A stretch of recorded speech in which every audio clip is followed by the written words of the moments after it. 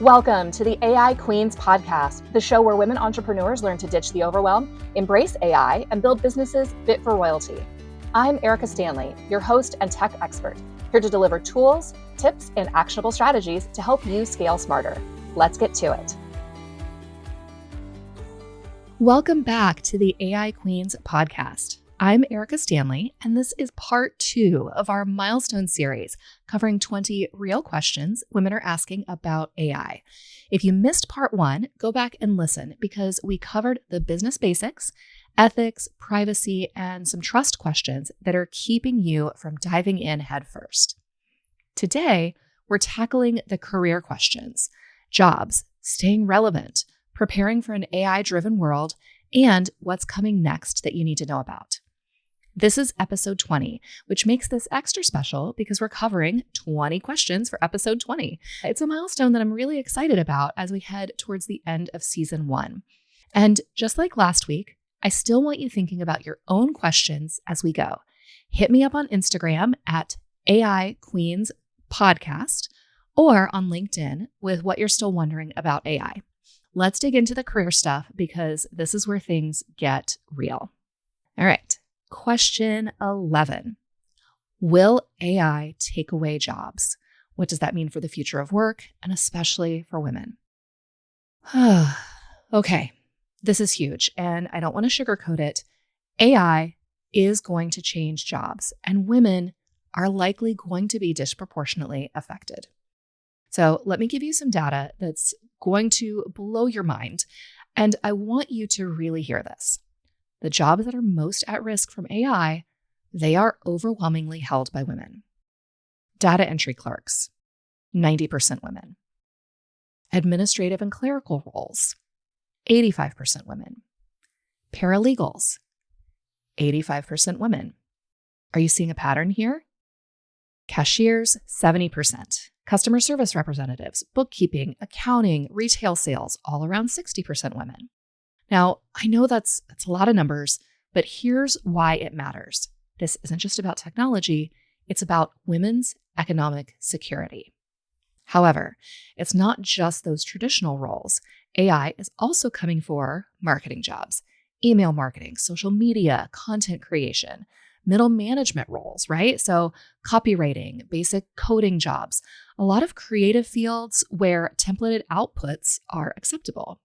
And here's what's happening. AI excels at repetitive, structured tasks that require minimal human judgment. And unfortunately, many of these roles have traditionally been filled by women. Let me tell you about my VA, Lee, who lives in the Philippines. Now, I found out that the Philippines accounts for about 13% globally of all the virtual assistant workforce. And the vast majority of VAs globally, including the Philippines, are women, with estimates in the 83 to 90% range. So I've made it my personal mission to train her how to use AI rather than just training an AI to replace her. With that in mind, you've heard me tell this story before, right? She is able to do a deeper level of work for me, especially with the AI Queens podcast and my Substack and all the work that I do within AI Queens. So she's learning about it as she's doing it. But it's also teaching her and preparing her so that if there's ever a day where she wants to leave and go work for someone else, she has the AI skills and the curiosity that are going to set her apart when she starts talking to a future employer. Listen carefully here. Every technological shift in history has always created new opportunities. The question you got to ask yourself is, are you going to be ready for them? And how do you prepare? Which leads into question 12. Do I need to learn AI skills to stay relevant in my career? And how can I prepare for an AI-driven job market? Oh, yes. Full stop. Yes, you absolutely need to learn these skills, but not for the reason you think. All right, if we think about all that data that I just shared, you might think that you need to learn AI just to survive, but I want you to think bigger than that. I don't want you to just learn AI to avoid being replaced. I want you to become the leaders who guide AI implementation in your company or in your field, right? So someone who understands both the human side and the tech side of AI, that person is going to become invaluable in the near future. You become the bridge between what AI can do and what humans need. So here's how to prepare. Start experimenting with AI tools relevant to your field. If you're in marketing, try AI for content and data analysis. If you're in finance, explore AI analytics tools. If you're in design, play with the AI image generators. But I also want you to focus on the skills that AI can't replicate. Creative strategy, complex problem solving. Here's a big one: people management, emotional intelligence. These are always going to be valuable. The goal isn't to become a machine learning engineer. The goal here is to become someone who can work with AI strategically and also lead others in doing the same. Question 13. How can we ensure that women aren't left behind in the AI revolution? Okay, here's what gives me hope.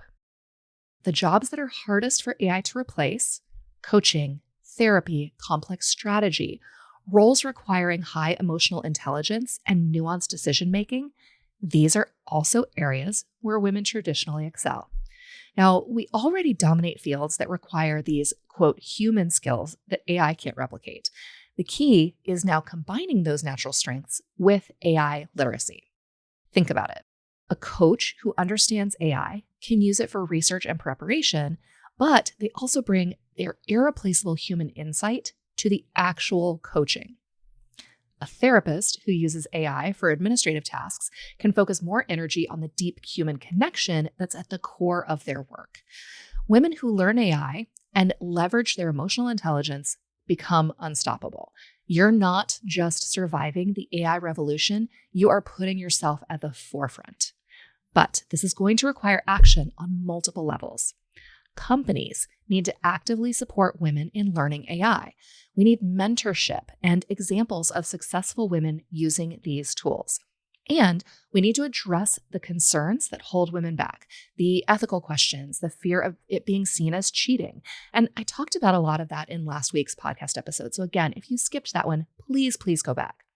Most importantly here, we need women to be involved in creating these AI solutions, not just in using them, but actually creating them.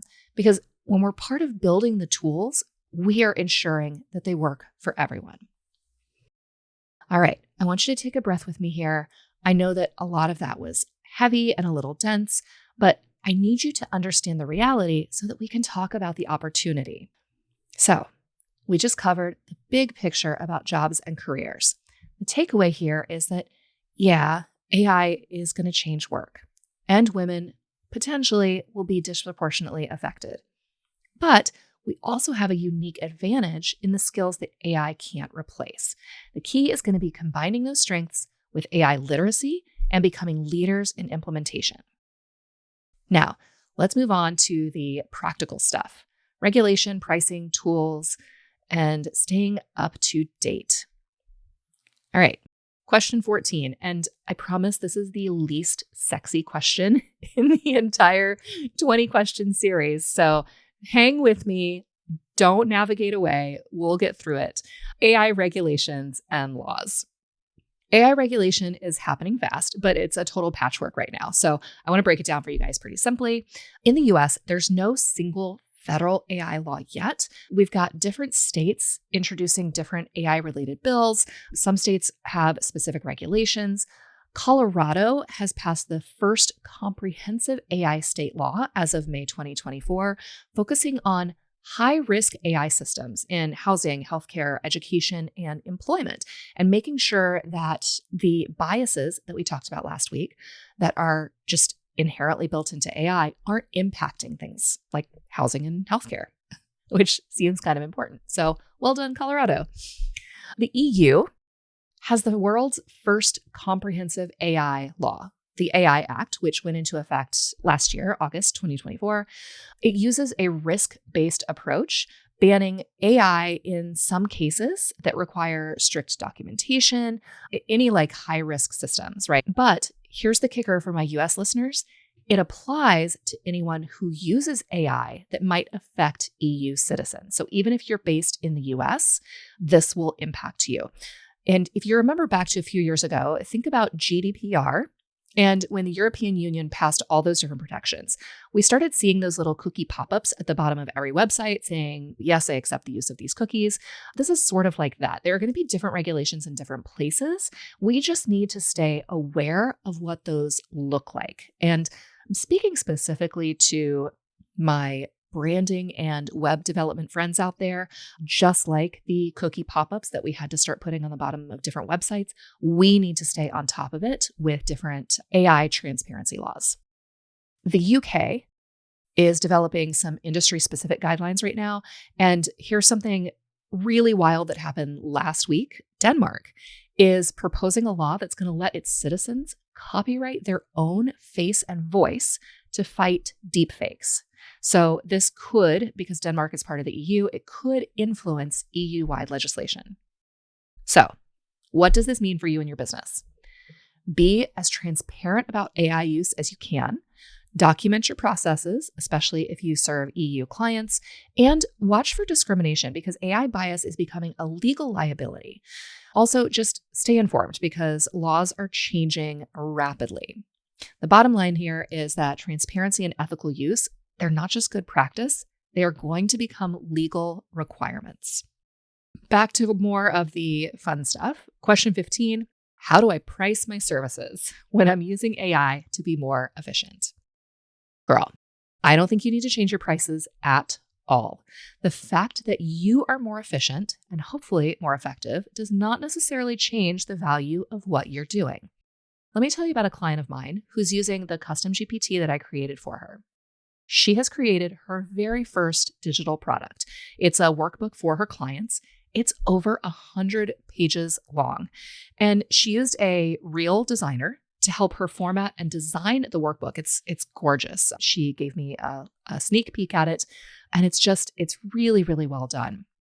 She used her own expertise as a coach and a therapist, her education, her experience, and her whole background to write the vast majority of the workbook. But where AI came in, she used it to help her format it in a way that was going to be simple for people to actually use.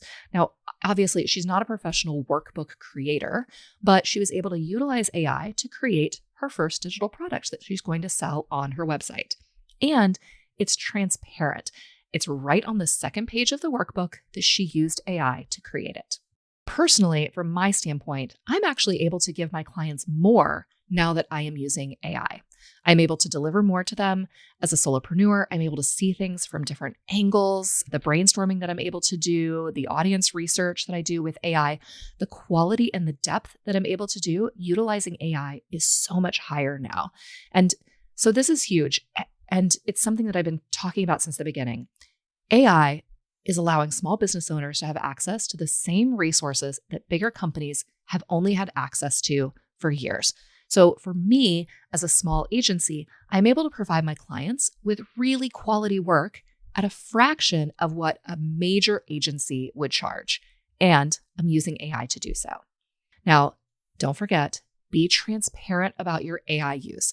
I include it in my client contracts, but please don't undervalue yourself because you're becoming more efficient. Efficiency that leads to better results is worth more, not less. Question 16, and I get this one all the time. What's the difference between free and paid AI tools? Is it worth the upgrade?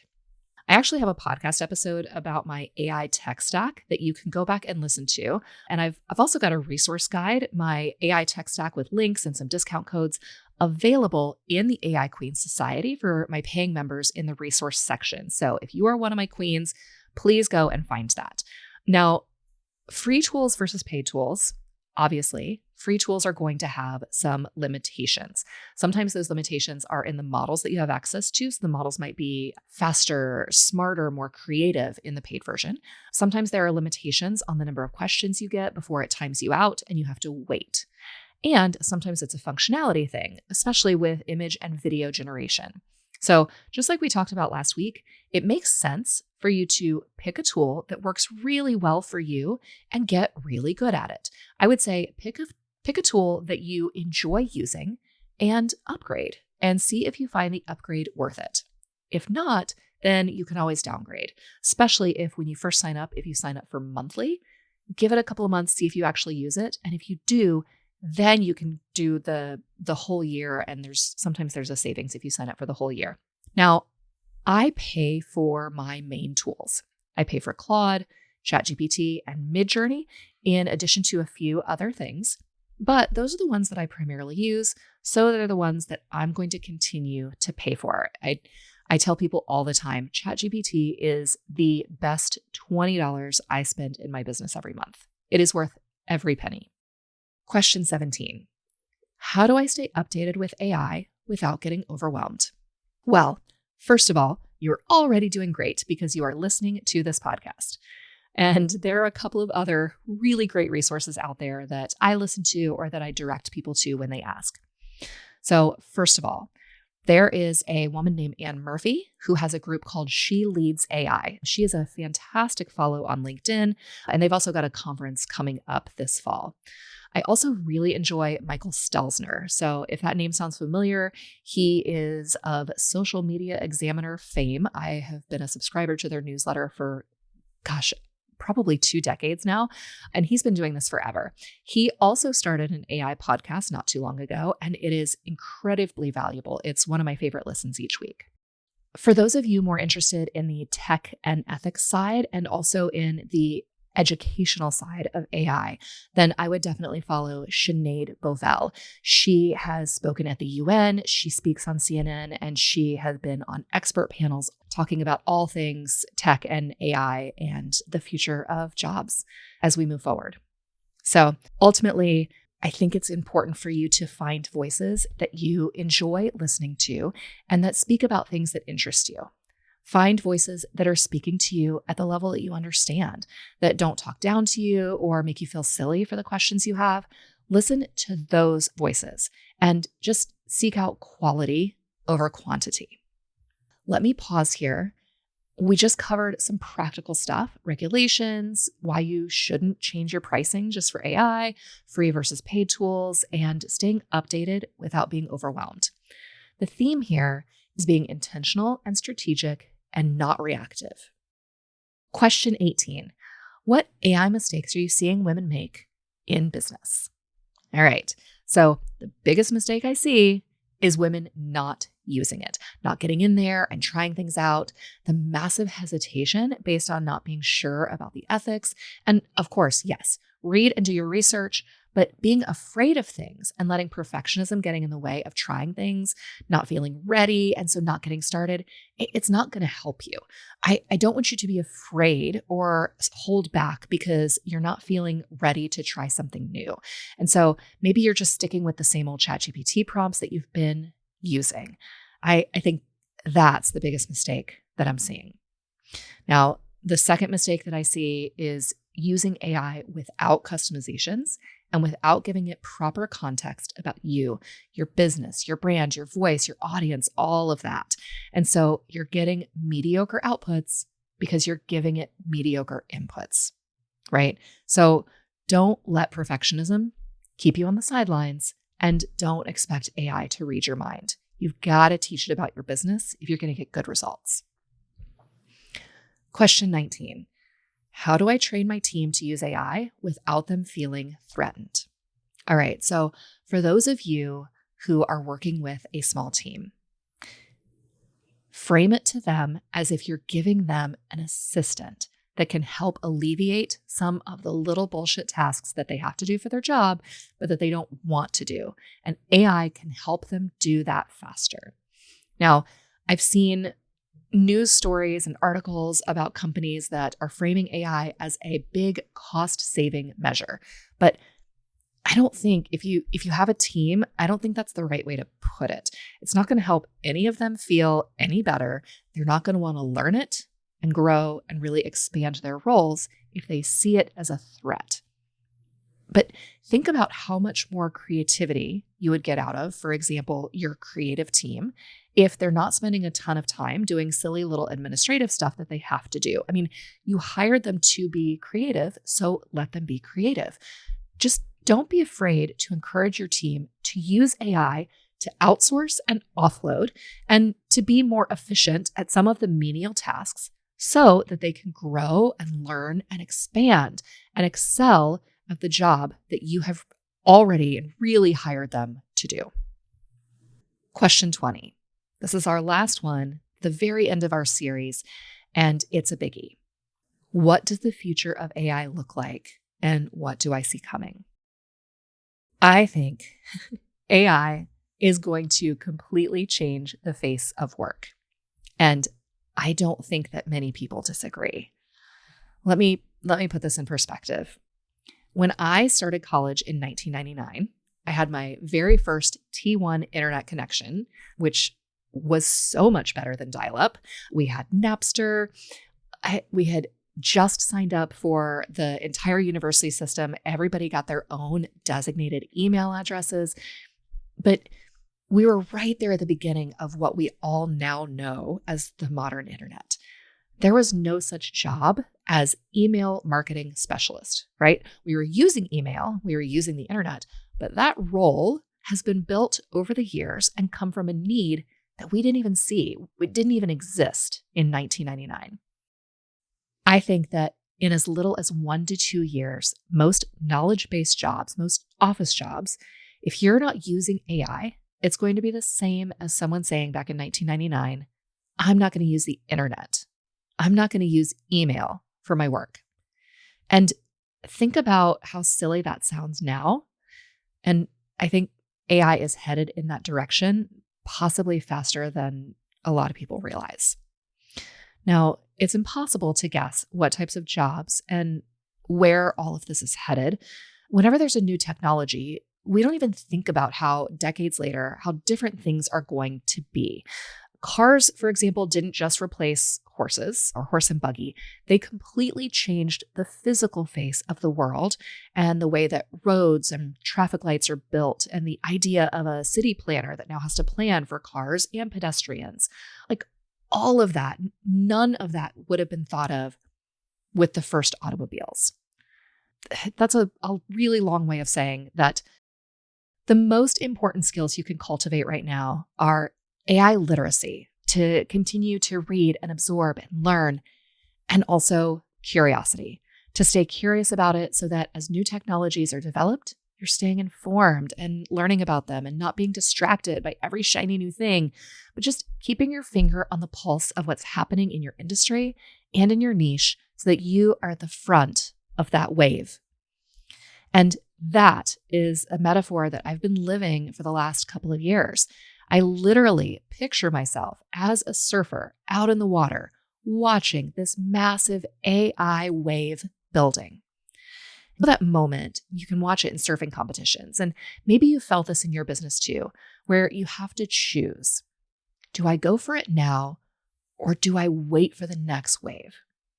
I'm telling you, as somebody who's been riding the crest right in front of this wave for 2 years now, choose this one.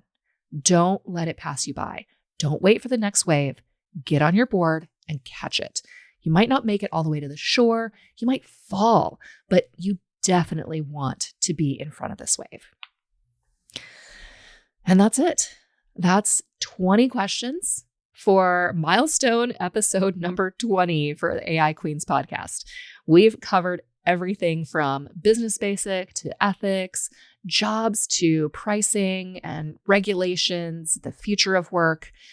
I want you to take a breath with me here. That was a lot, but it was important. Let me give you a quick recap of part 2.